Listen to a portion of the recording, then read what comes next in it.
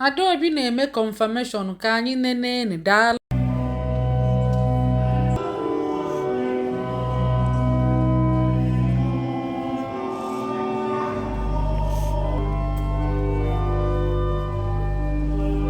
Kịta anya na nne mmiri Chukwu ya so na-aga, ọ bụ Adaobi ka o butu ka ebido gọzibie tebie mmanụ nsọ o sekpụta ụkọchukwu ma bishọp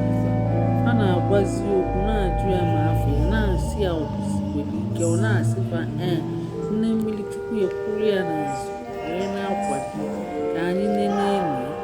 Ndeewo daalụ ka anyị na-enepụsị Chukwu anya na-ekpe n'ime mmụọ na eziokwu bụrụ ike na-agọzi ya. Taa bụ nnukwu ụbọchị ụmụ n'anya mfu na ụka ndị mba ofesi ọ na-adịkwasị mkpụrụ ma ndị ọtụtụ anaghị ekechi ya kwa n'isi.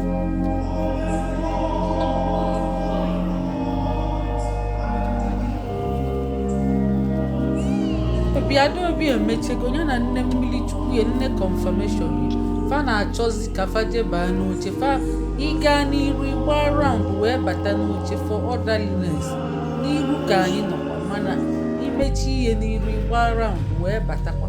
Mụ bụ nne Elọlọ Nneka Ijelenze na oke nwa na anyị nọ na-eche ka Adaobi na nne mmiri Chukwu ebịa. Kịta afa abịago ine anya ifu onwe ndị ka na-agakwa fa na-eme ihe simpụl akwasa gị ka ị ga-eyi ifuru onye a kịta ọ bụ don ya nwa onye ọcha ọ bụ green ka oyi ịmago fa na-eme ihe very simple ka ọ dịrị gị mfe. Ihe akwa ọbụla iwe na-eyi ọ bụrụ iwu bụ na ọ bụ white mana inwe white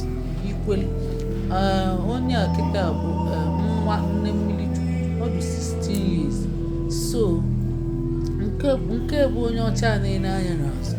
o nwere ndị ome invite so ọbịa ọ na-enebe anya ka ọ maa ma fa na-abịakwa ma fa na-enenekwa ịmago a na-eme confirmation ọ na-abụ nnukwu ihe onye ọbụla eme invite a na-esi na-arọ na-aṅụ ụnụ na luo kụba pati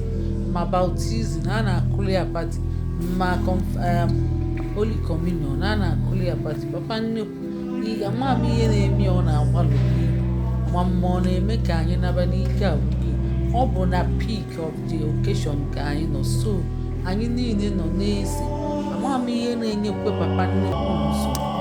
so ka anyị na-enenekwe kịta abịazi fanitere nye n'abụ.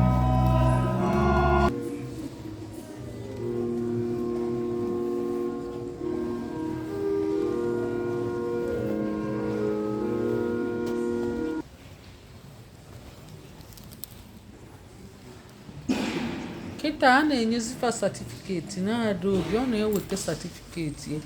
na o winigo maka na gịnị o mee confirmation anyị nọ n'ihu mana iweta ihe gba round wee bata ka ị ghara ije amụ mmadụ a na-eme for gịnị orderliness so ọ bụrụ obere ihe nọ n'iru mechi ihe ị ga-agba round ebe ọbụla ị nọ na mechi ihe ị ga-agba round ya bụ ọ na-agba round kịta ndị ọbụla na-abịa eweli satifiketi asambodo na fe emechego confirmation n'ile anya onye ọbụla yi akwa sọlịa ndị niile mee confirmation ọ bụrụ sọ white ka a ga n'iyi so mana onye ọsọ ka oyi white Adaobi ọ bịabago ka ọ bịa n'ụlọ ana na-ada nnabana ọ bata Adaobi mana ihe mmiri ka ọ na-asọ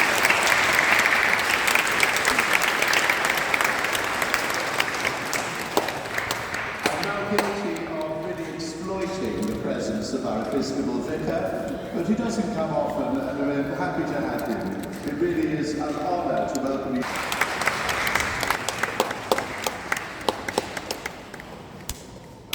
Kulpaka maka fe weluchego asambodo ahụ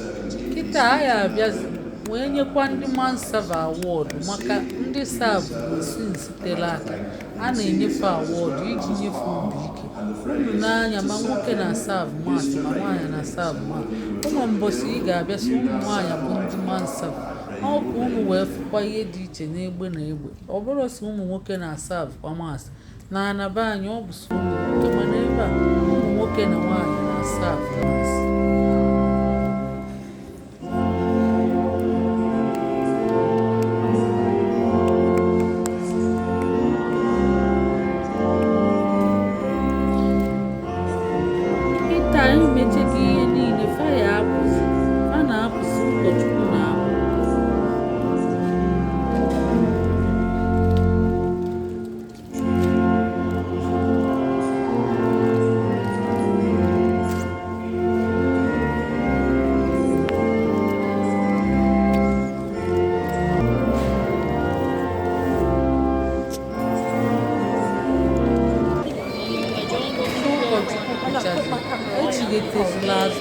na-ese